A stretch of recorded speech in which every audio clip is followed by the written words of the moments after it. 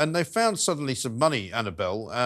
It didn't sound to me like we were getting anything back. You know, I watched it and sort of slightly incredulously looked for signs of life and couldn't really see any. And I can't work out whether I'm any better off or not.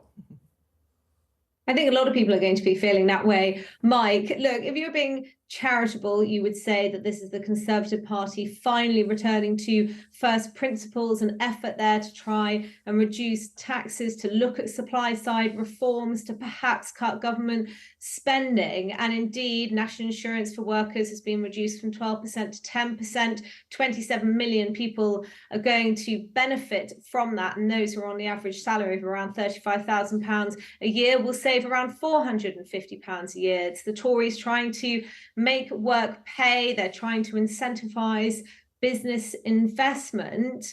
All of these things are welcome, but as you've said, the tax burden is still going to increase. We are going to have the highest tax burden since the post-war period by the end of this decade. The national insurance contribution reduction really is sleight of hand. I think you can expect in a lot of the newspapers tomorrow references to Jeremy Hunt as some kind of magician, a masterclass in deception and misdirection taking place, because for every £1 the Chancellor will let workers keep, he's going to take £4 through fiscal drag. Again, full expensing. It's good news, but we have a corporation tax rate which was hiked in the spring budget this year, which is now higher than the global average. And I think a number of economists are going to be asking why corporation tax cut wasn't reduced at the same time. And of course, underpinning all of this, you've got forecasts from the Office for Budget Responsibility suggesting that our economy is just going to crawl along over the coming years, growing at 0.6% this year, 0.7% next year. And that's coming off the back of years of essentially stagnation, lackluster or non-existent expansion. So, two questions really to come out of this autumn statement. First, is it going to reverse the Tories' fortunes? They are lagging 20 points behind in the polls, and I doubt it. And the second is this going to breathe life into our moribund economy? And I'm afraid I have my doubts over that as well. I think so. Back to you, Georgie. I mean, it makes a change for them to give us something back, because for so long they've been, every budget there seems to have been more money that we were paying out. But I've got some questions for you, starting with this one from Max. Are the tax changes permanent, or will they just change again at the next general election? Well, it goes back to what I said earlier, is if they lose the election, how many of these will come in? Look, the changes to national insurance for employees, so not the self-employed, will come in January. Right. Those for self-employed will come in April. Right. It's very unlikely that will be reversed. It could be, we don't know. But look, that will be the 5th or the 6th, I think, national insurance change in under 2 years. That's an extraordinary number of changes, and people don't know whether they're coming or going. Right. I think other things that have happened, the pension triple lock will stay. The pensions went up, didn't they, quite substantially? They did go up substantially, 8.5%. So the triple lock is a measure that was introduced in 2010, which means the state pension goes up in line with 2.5% wage growth or inflation, whichever is the highest. Now, we saw very big inflation last year, so April's pensions went up by 10.1%. Then we had wage growth at 8.5%. That was the highest of the three figures.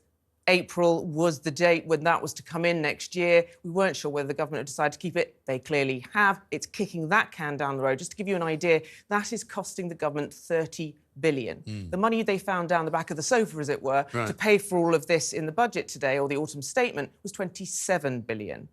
That is how much is being spent extra on funding this triple lock. Now, whichever party comes in is going to have to deal with that. Benefits, again, they also went up by inflation, which is what they normally go up by, 6.7%. And we had a rise to the national living wage. So there is money going out to those people. And this goes back to their emphasis of this is a budget for growth, or an autumn statement for growth.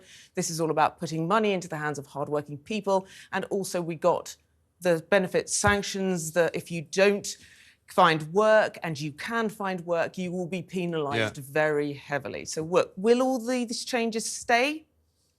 Who knows? Who knows? That's the problem. Who knows? And this is, I keep saying, it's very hard to plan for your financial future. Yeah. If you're having so many chopping and changing, that's for you personally. Yeah. If you are looking to invest in this country, you've had how many chancellors, how many changes? Right. It's not looking a very stable place to be. And as you pointed out earlier, you know, growth forecasts are lower. We just look pretty stagnant at the moment. So while the Chancellor's painting this as, whoa, us, we've got inflation down to half, except I don't know what they really did, to be fair, actually the picture is still pretty bleak. It is pretty bleak. Annabel, it's quite an expensive bribe if it doesn't work as well, isn't it? Because if it doesn't really make any difference and doesn't change very much, but there's 30-odd billion missing out of the exchequer, it's not great. What did you make of Jeremy Hunt's kind of delivery? Because he tried to make a few jokes. He started off with a little congratulations for a happy birthday for his wife. He then pointed out that there was another Jeremy in the house. He then tried to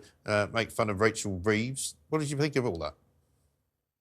Well, I think it's part and parcel now with these fiscal events, and it's slightly incongruous. I think that was the first time that a chancellor had stood up and mentioned his wife during an autumn statement or a budget. I think we knew that he was going to make some reference to Rachel Reeves's book and the fact that she'd been accused of copying and pasting sections from Wikipedia. I didn't mind the Jeremy joke. It was reasonably self-deprecating, and I think that will have enamored some people watching too the chancellor. But of course, most people more interested in the content of his speech. And you're right, Mike, in some ways, they've gone far enough to make those who are nervous about public spending going up, those who are not entirely comfortable with tax cuts, which only a couple of months ago, Jeremy Hunt himself was insisting might be irresponsible. It's not going to perhaps bring them round to the Conservative cause, but it also wasn't bold enough really to get proper momentum behind the Conservative government to